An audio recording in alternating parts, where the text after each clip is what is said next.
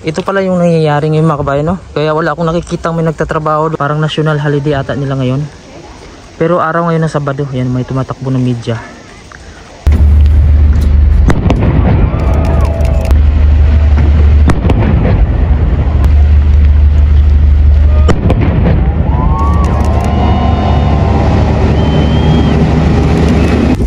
Order natin. Sa labas kami kakain kasi medyo maganda yung panahon, no?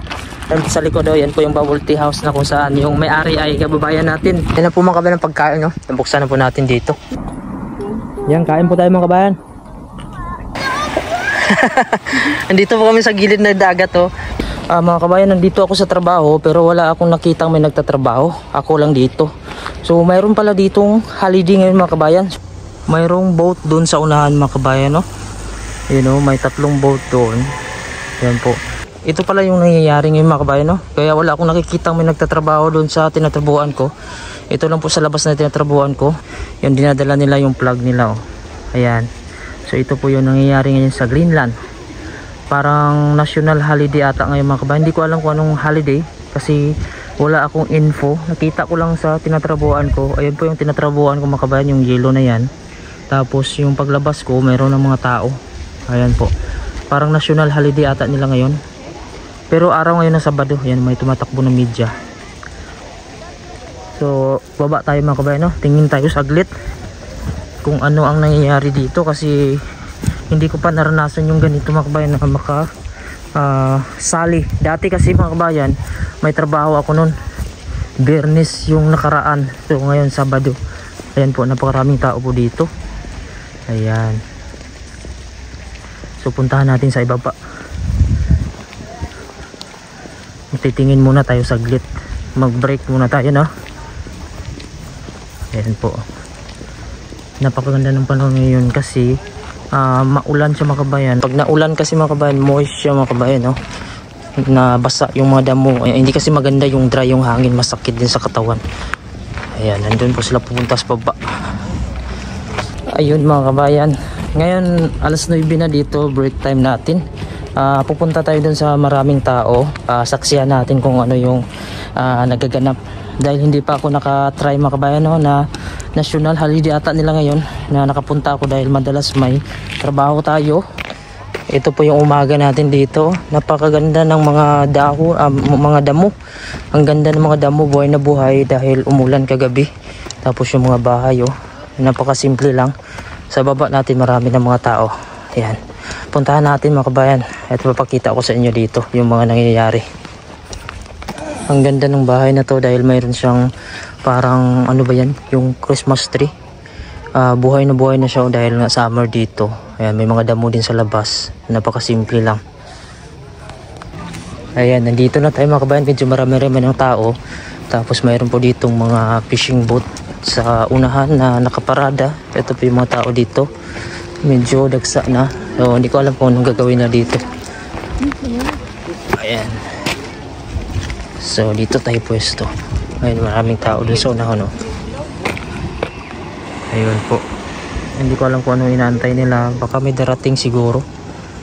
Kasi nakaparada sila dito. Ayun, nandito to ayo sa baba mga kabayan. Parang may nagbabarbecue dun sa unahan, no? Kasi mayroong umuusok. Ayun po sa unahan may umuusok po dun. Maganda yung umaga ngayon. Alas 9 dito kayo mga kabayan. Break time ko kaya nakapasyal muna tayo saglit. Kasi duty tayo mamaya. 30 minutes yung break natin. Ayan po, parang may contest dito na paligsahan ata. Ito sila mga kabayan. Nakaposisyon na yung mga fishing boat nila. Yan, ito po yung water taxi nila dito, yung service nila pag lalayag sila sa pupunta sila sa kabilang bayan. Ayan po, water taxi. Ito po, napakaraming tao dito.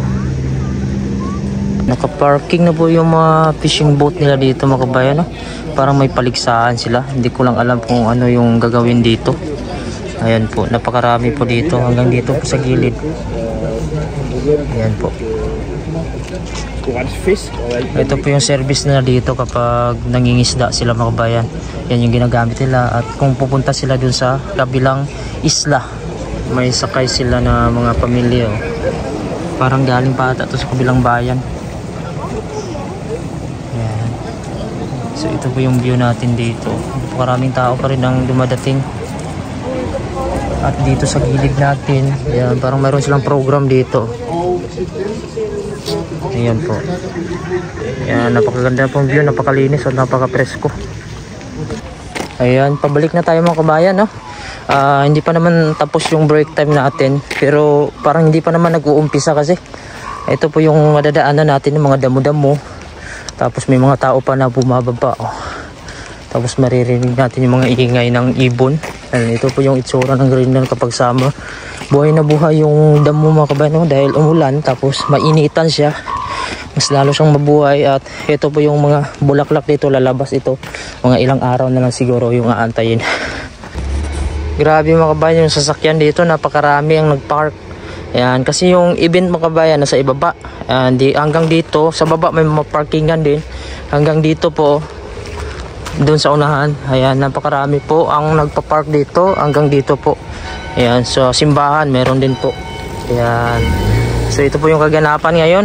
Grabe, lumabas yung mga tao ngayon dahil Independence Day. Ayun po, haba po ng park doon.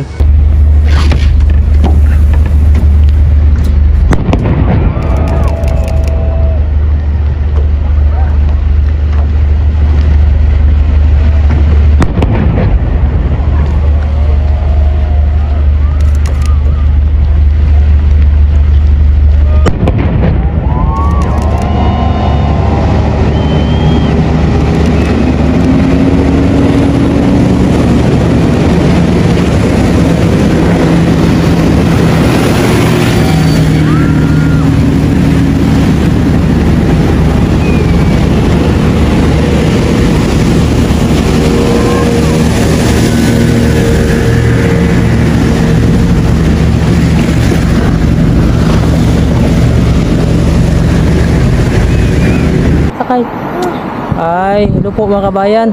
Ito po kasama ko yung anak ko. Gusto niya daw mag-bike. So 3 araw na sila sa loob ng bahay, hindi nakalabas. Ngayon pupunta kami dun sa may Pinoy restaurant mga kabayan. Kakain kami dun. Kasama ko yung isa kong anak na lalaki, tapos yung asawa ko. Yan, family time muna tayo ngayon mga kabayan. Yan, isasakay ko na itong anak ko sa bike niya. O sige, sakay. Okay. Victoria Amaya. Yeah!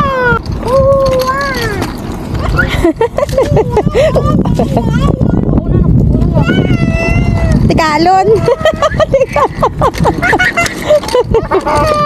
Dili ka balo. Tuwang-tuwa. Sabi niya siya ang ano eh. Siya ang drive.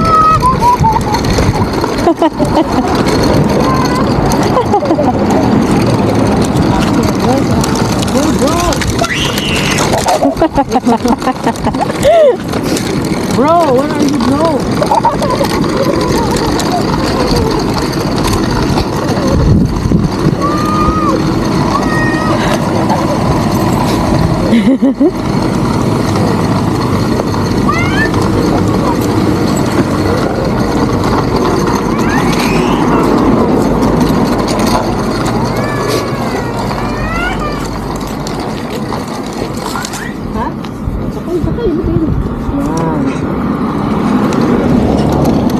Lang, marunong nga Maya, oh.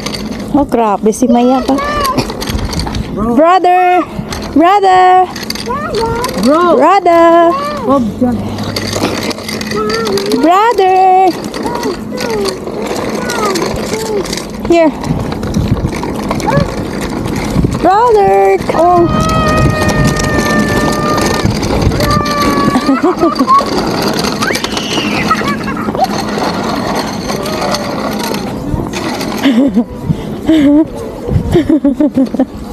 Happy yarn.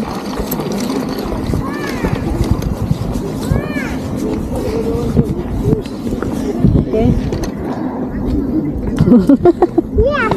Okay. Okay, let's go.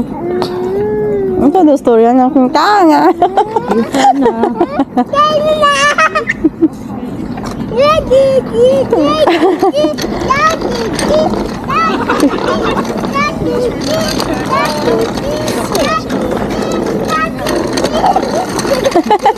Sabi sobrang tumayo na ako, kabayan, first time niya mag-bike.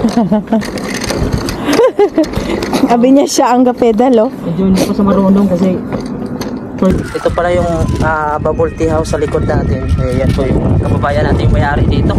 Ito po yung order natin. Sa labas kami kakain kasi medyo maganda yung panahon, no? Yan po sa likod, oh. Yan po yung bubble tea house na kung saan yung may-ari ay kababayan natin, Pilipino at Pilipina, mag-asawa. Stop over muna tayo dito mga kababayan, no? Mayroong lumang bahay, oh. Yan.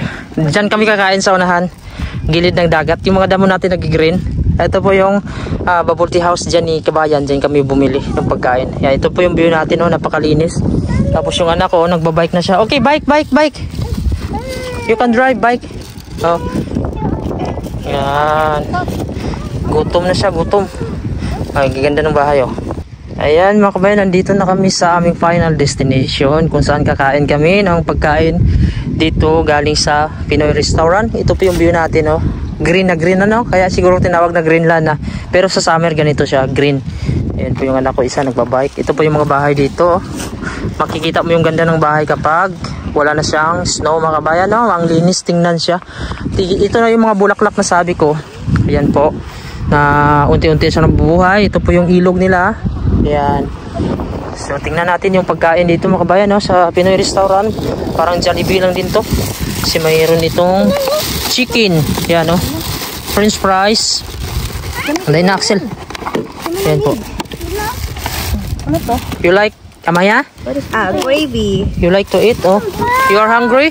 Oo. Ayan na po mga kabayan ng pagkain, no? Nabuksan na po natin dito. Ayan po, per chicken po siya. Ayan, 4 na piraso. Tapos may french fries, may tawag na gravy. Ayan po, may burger. Ayan. So ito po, kumakain po yung anak ko. Ayan, so kain po tayo mga kabayan, no? Subukan natin itong manok nila kung crispy ba. Napakasarap. Namiss namin yung McDo mga kabayan kasi wala ditong McDo, wala po ditong Jollibee. Ito lang po sa restaurant ni kabayan, nagluluto po sila ng ganito. Pag gusto mo pong mag-order ng mga iba na wala dito, tapos alam nila lutuin mga kabayan, nagluluto po sila. Ayan. So lagyan natin ito ng gravy. Amaya nga ako na ipit. Hindi ka kong tiis. Tikman natin ito ilang gravy, oh. Yan, medyo malamig pa rin dito mga kabayan. Wala kasing araw. Tapos yung gilid natin, ayan po yung dagat dito. Ito lang po yung mabilis na mapuntahan namin kasi naglalakad lang kami. Malapit lang kasi sa bahay namin. Yung bahay namin dyan lang sa likod. Ayun, walking distance na siguro mga 15 minutes lakarin. Kain po tayo. Masarap. Yan, kain po tayo mga kabayan. Napakasarap po yung manok na. Tapos medyo malamig lang dito. Nasa 6 degrees Celsius yung lamig. Kaya dapat kainin mo mabilis. Nawanak naming panganay, pinabili namin ng tubig. Kumaya, come here. Yung anak ko nagagala-gala na. Ay doon yung burgers na dito. Na maganda dito mag-picnic kasi sa gilid po ng dagat. Hindi po siya mausok. Presko yung hangin. Tapos tahimik. Ulo ka. Flower. Flower. Nag-start na magawa. Manok ma. Ito po yung manok nila. Kuya tong sa gravy. Okay na tong juice. Juice naman ito? Pwede na. Wow. Wow yun. Yung anak ko mga kabayan naglalaro sa dyan, no? Hinayaan lang namin kasi wala naman sa mga bato. Parang buhangin lang siya, malambot. Tapos parang mga damo niya parang bermuda lang din.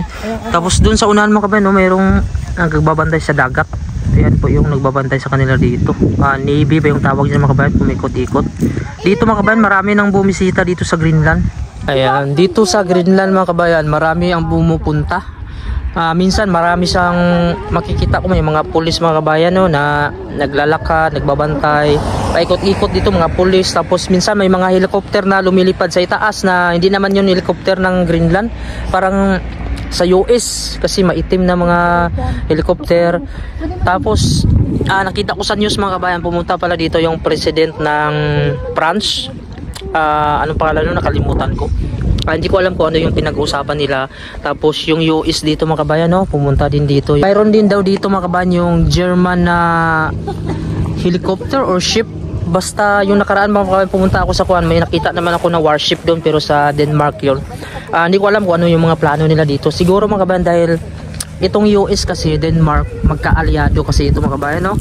Tapos, siyempre part ng Europe, yung France din, hindi ko alam kung ano yung pinag-usapan nila tungkol sa ano ba yun. Kasi parang pinaiigting nila dito yung seguridad dito sa Greenland.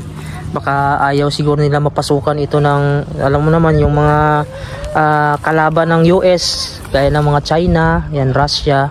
So, kaya ang US mga kabayan, minsan napunta yan dito, nakikipag-usap yan. Hindi ko alam kung sa pagbibinta ba yan about sa Greenland. Feel ko hindi ata ibibinta ito ng Denmark ang Greenland mga kabayan, hindi na ito papakawalan.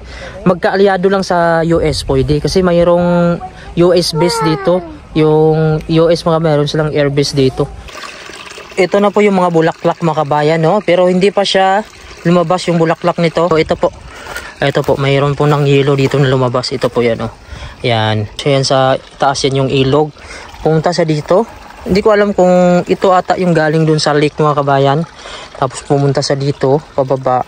Ito na po yung baba natin, napakalinis dito. Dadami pa ito mga kabayan, no? Dahil nag-uumpisa pa lang nag-green itong mga ibaba ng yung may mga part na medyo malambot-lambot. Ito po ay mga tinutubuan po ng mga damo. Dito po siya, para siyang may lupa din siya, pero malabuhangin na lupa. Sa ibaba natin. Ito po yung pong paligid natin. Ayan, napakalinis. Tapos na po kami kumain mga kabayan, busog na. Ito yung anak ko mga kabayan, tatlong araw to sa loob ng bahay. Dahil nga hindi nakapasok yung misis ko. Ilang araw na yung anak ko tuwing gabi, mainit yung temperature niya, tapos pagka-araw okay naman siya kahit nasa loob lang siya ng bahay mga kabayan. So baka siguro nag-a-adjust lang siya at sinisipon mga kabayan. Yung mga bata dito hindi na uubos yung sipon mga kabayan, kahit dun sa mga daycare. Kaya hindi muna namin pinapasok ito dahil parang nanghina yung anak ko pag nandun siya. Siyempre baguhan pa siya, nag-a-adjust pa yung katawan niya. Dito muna kami sa dagat, oh. Napakaganda kasi ng klima. Tuwang-tuwa sila. Hanggang ngayon mga kabayan, no, hindi ko pa rin akalain na makaabot ako dito sa lugar na ito. Dahil dati nanonood lang ako mga kabayan, yung may mga lugar na may mga snow, magagandang mga bahay. Nangarap na din ako dati na mag-abroad dahil nga sa hirap ng buhay. Ang paraan ko talaga dati na makapag-abroad ako, makasahod kahit hindi naman kuan yung makabili lang ng gusto, tapos mabigyan ko ng magandang buhay yung pamilya ko. Ayun talaga yung plano ko dati. Abroad na yung nakita kong paraan na kahit paano magkaroon ng konting ginhawa. So ngayon mga kabayan, yung pamilya ko, yan, dala ko sila dito. Nandito na kami sa dulo ng mapa, yung mundo. Dito po kami sa gilid ng dagat. Medyo low tide ngayon mga kabayan kasi yung tubig pababa. Ayan po, naglalaro sila dito. Andito po kami sa gilid ng dagat, oh. Yung tubig kasi mamamampas siya minsan dito pataas. Low tide kasi mga kabayan. Kasi kung hindi low tide, hanggang dyan yung tubig na yan, oh. Tapos ito yung anak ko. Grabe yung babaw lang ng kaligayahan ng anak ko. Tuwang-tuwa siya. Run away! The water is coming! Ayan. Anak ko lalaki, hindi ko mapigilan yan. Basta magwala-wala na yan. Pero sa awa ng Diyos mga kabayan, hindi sakitin itong anak ko na lalaki. Madulas dyan. Come here. Madulas. Tubig, tubig. May tubig. Come here, tubig. Kung pwede lang sana maliguan itong tubig ng dagat nila mga kabayan, masarap maligo dito. Kaso napakalamig pa rin mga kabayan. Ang tubig na to ay umaabot ata ngayon sa 0 degrees Celsius yung lamig niyan. Pero pag may init mga kabayan, umaabot to sa 4 degrees Celsius. Ayun, kayang-kaya kong liguan yun, pero napakalamig pa rin yun. Kasi nakaranas na ako mga kabayan yung mainit, yung tirik na tirik yung araw, yung temperature nasa 10 degrees Celsius ata. Sinubukan kong maglublob kasi nainitan yung katawan ko. Pero ang sakit pa rin ng lamig. Ayan po, yan.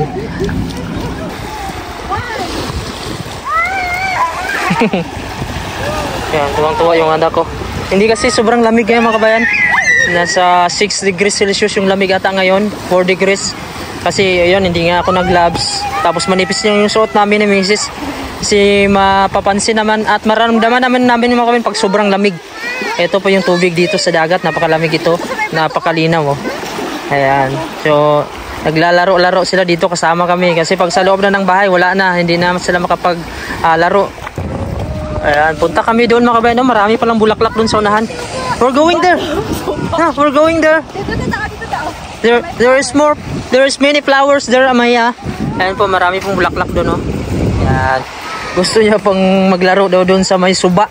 Kasi yung suba kasi sa amin mga kabayan sa Bisaya, yun yung sapa. Kaya tinatawag niyang suba. Ayan, low tide po hanggang dito po yung tubig pagka high tide. Ito po, inaayos po nila yung kayak. Yan po yung ginagawang pang service ng mga tourist dito at yung mga tao kapag naglayag sila dito. Ayan. Naglalaro sila ng bato-bato. May mga tao din dito mga kabayan, no? Gumagala. Ayan. Ito yung view natin sa itaas, no? Ayan po. Ayan, low tide kasi ngayon. Medyo maganda yung panahon natin. Pinapasyal muna namin yung mga anak na to kasi sa loob ng bahay mga kabayan. Ang kuwan lang, ang liit lang espasyo ng bahay namin, doon sila naglalaro. Kaya tuwang-tuwa sila. Yun. Yehey, very good. Oo, tumatalon-talon. Sabay. Oh, sobrang layo kaya Maya. Bilang ka ha? 1, 2, 3.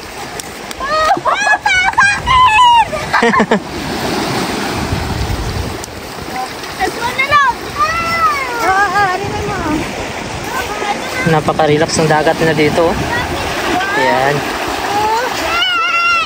Yehey! Ayan, tuwang-tuwa. Mayroon na naman lumipad sa itaas mga kabayan, no? Hindi ko alam kung sa US ba yan o sa Denmark. Kasi marami nang lumilipad-lipad dito ngayon sa Greenland. At saka marami na din pulis dito. Minsan makita mo sa mga daan. May mga iba't ibang lugar na kasi na pumupunta dito sa Greenland. Ayan po. Ayan mga kabayan, nandito na po kami sa may gilid kung saan marami pong mga bulaklak. Ayan po, tumubo na po yung mga bulaklak. At medyo maliit pa sila. Yung anak ko gusto niyang maglaro doon sa may gilid ng dagat. Kaso napakalamig. Tapos yung panganay ko gusto niya daw maligo ng dagat. Sabi ko napakalamig. Sabi niya, kayo nga dati naligo daw kami sa dagat. Yung dati kasi naligo ako ng dagat mga kabayan, no? Kasi, pero may init yun. Nasa 10 degrees or 12 degrees Celsius yung lamig ata. Pero ito mga kabayan, no? Napakalamig ngayon kasi wala siyang araw. At saka yung temperature natin nasa 4 degrees or 6 degrees Celsius. At medyo maalon pa, medyo may hangin-hangin, kaya hindi ko kaya maligo yung ganyan mga kabayan. Gusto ko maligo yung may sikat ng araw, tapos babad yung katawan ko, tapos nainitan. Ayan, masarap magtampisaw niyan, pero masakit pa rin yung lamig. Kaya mga kabayan, pauwi na kami ng anak ko at asawa ko. Ito po yung anak ko, ang galit na siya. Ayaw niya pa kasing umuwi. Diretso na sa kayo sasakyan.